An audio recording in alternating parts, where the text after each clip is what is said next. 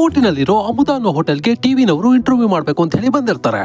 ಅಲ್ಲಿ ಊಟ ಮಾಡ್ತಾ ಇದ್ದ ಕಸ್ಟಮರ್ಸ್ ಎಲ್ಲ ಇಲ್ಲಿ ಸಿಗೋ ಸಾಂಬಾರು ಬೇರೆ ಕಡೆ ಎಲ್ಲೂ ಸಿಗೋದಿಲ್ಲ ಅಂತ ಹೇಳಿ ಮಾತಾಡ್ತಾ ಇರ್ತಾರೆ. ಆ ಸಾಂಬಾರ್ ಮಾಡೋದಕ್ಕೆ ಸ್ಪೆಷಲ್ ಇಂಗ್ರೀಡಿಯೆಂಟ್ಸ್ ಗಳೇ ಇದೆ, ಅದು ಬರೀ ನಮ್ ಓನರಿಗೆ ಮಾತ್ರನೇ ಗೊತ್ತು ಅಂತ ಹೇಳಿ ಅಲ್ಲಿ ಕೆಲಸ ಮಾಡ್ತಿದ್ದವ್ರು ಹೇಳ್ತಾರೆ.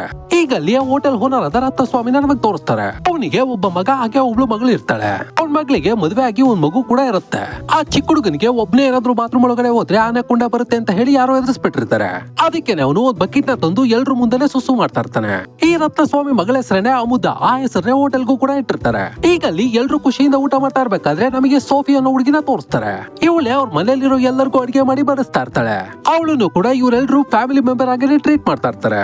ಈಗ ಅಲ್ಲಿ ಎಲ್ರು ಕೂತ್ಕೊಂಡು ಊಟ ಮಾಡ್ತಾ ಇರ್ಬೇಕಾದ್ರೆ ರತ್ನಸ್ವಾಮಿಗೆ ದಿಢೀರ್ ಅಂತ ಏನೋ ಆಗ್ಬಿಡುತ್ತೆ. ಈ ರತ್ನಸ್ವಾಮಿಗೆ ಮೊದಲೇನೆ ಕ್ಯಾನ್ಸರ್ ಇರುತ್ತೆ. ಅದಕ್ಕೆ ಈಗ ಡಾಕ್ಟರ್ ಕೂಡ ರಿಪೋರ್ಟ್ ನ ಚೆಕ್ ಮಾಡಿ ಇನ್ಮೇಲೆ ನಮ್ ಕೈನಲ್ಲಿ ಏನು ಇಲ್ಲ ಅಂತ ಹೇಳ್ಬಿಡ್ತಾರೆ. ಈಗ ಅವ್ರ ಅಪ್ಪನು ಕೂಡ ಮಗನ್ನ ಕರೆದು ನನಗೊಂದು ಕೊನೆ ಆಸೆ ಇದೆ, ಅದನ್ನ ಈಡೇರಿಸ್ತೀನಿ ಅಂತ ಮಗನ್ ಕೇಳ್ತಾನೆ. ಅದಕ್ಕೆ ಕಾರ್ತಿಕ್ ಕೂಡ ಅದೇನ್ ಹೇಳಿ ಅಪ್ಪ ನಾನು ಈಡೇರಿಸ್ತೀನಿ ಅಂತ ಹೇಳ್ತಾನೆ. ಆಗ ಅವರಪ್ಪ ನಾನು 4 ವರ್ಷ ಚೆನ್ನೈನಲ್ಲಿ ಇದ್ದಾಗ ನನಗೆ ಅಮುದ ಅನ್ನೋ ಹುಡುಗಿ ಪರಿಚಯ ಆದ್ಲು. ಆ ಪರಿಚಯ ಪ್ರೀತಿನೂ ಕೂಡ ಆಗೋಯ್ತು. ಆದ್ರೆ ಅಮುದ ಈಗ ಬದುಕಿಲ್ಲ.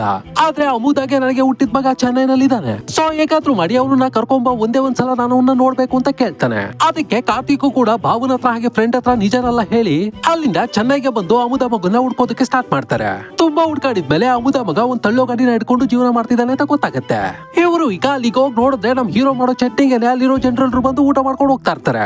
ಅದಲ್ಲದೆ ಆ ಕ್ಷೇತ್ರದ MLA ಕೂಡ ಇವ್ನು ಮಾಡೋ ಚಟ್ನಿ ಅಂದ್ರೆ ಸಿಕ್ಕಾಪಟ್ಟೆ ಇಷ್ಟ. ಅದಕ್ಕೇನೆ MLA ಕೂಡ ನಮ್ ಹೀರೋಗೆ ತುಂಬಾ ಒಳ್ಳೆ ಫ್ರೆಂಡ್ ಆಗಿರ್ತಾನೆ. ಅವರಲ್ಲಿ ತುಂಬಾ ಹೊತ್ತು ನಿಂತಿರೋದನ್ನ ನೋಡಿ ನಮ್ ಹೀರೋ ಈಗ ಏನ್ ತಿಂತೀರಾ ಅಂತ ಕೇಳ್ತಾನೆ. ಆಗ ಕಾರ್ತಿಕ್ ಕೂಡ ಜಸ್ಟ್ 2 ಇಡ್ಲಿ ಮಾತ್ರ ತಗೋತಾನೆ. ಯಾವಾಗ ಚಟ್ನಿನ ಟೇಸ್ಟ್ ಮಾಡ್ತಾನೆ, ಸಖತ್ತಾಗಿದೆ ಅಂತ ಹೇಳಿ ಎಲ್ರು ದೋಸೆ ಆರ್ಡರ್ ಮಾಡಿಸ್ಕೊಂಡು ತಿಂತಾರೆ. ನಮ್ ಹೀರೋನು ಈಗ ಅಂಗಡಿನ ಕ್ಲೋಸ್ ಮಾಡ್ಕೊಂಡು ಮನೆಗ್ ಬಂದ್ರೆ ಅವನನ್ನ ಫಾಲೋ ಮಾಡ್ಕೊಂಡು ಇವರು ಕೂಡ ಅವ್ನ ಮನೆಗೆನೆ ಬಂದ್ಬಿಡ್ತಾರೆ.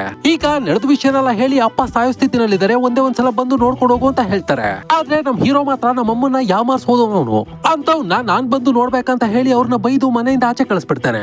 ಅವರು ಕೂಡ ಬಿಡದೆ ಅವ್ರನ್ನ ಕನ್ವಿನ್ಸ್ ಮಾಡೋದಕ್ಕೆ 3-4 ದಿನ ಟ್ರೈ ಮಾಡ್ತಾರೆ. ಆದ್ರೆ ನಮ್ ಹೀರೋ ಮಾತ್ರ ಅವ್ರನ್ನೆಲ್ಲ ಕೇರೆ ಮಾಡ್ತಿರಲ್ಲ. ಅದಕ್ಕೇನೆ ಇವರೆಲ್ಲ ಪ್ಲಾನ್ ಮಾಡ್ಕೊಂಡು ನಮ್ ಹೀರೋಗೆ ಒಂದ್ ಫಾರಿನ್ ಡ್ರಿಂಕ್ಸ್ ತಗೊಂಡ್ಬಂದ್ ಕೊಡ್ತಾರೆ. ಅವನು ಈಗ ಫಾರಿನ್ ಡ್ರಿಂಕ್ಸ್ ಸಿಕ್ತು ಅಂತ ಹೇಳಿ ಕುಡಿದ್ ಮಲಗಿದ ತಕ್ಷಣ ಅವ್ನು ನೆತಾಕೊಂಡು ಊಟಿಗೆ ಓಡ್ಬಿಡ್ತಾರೆ.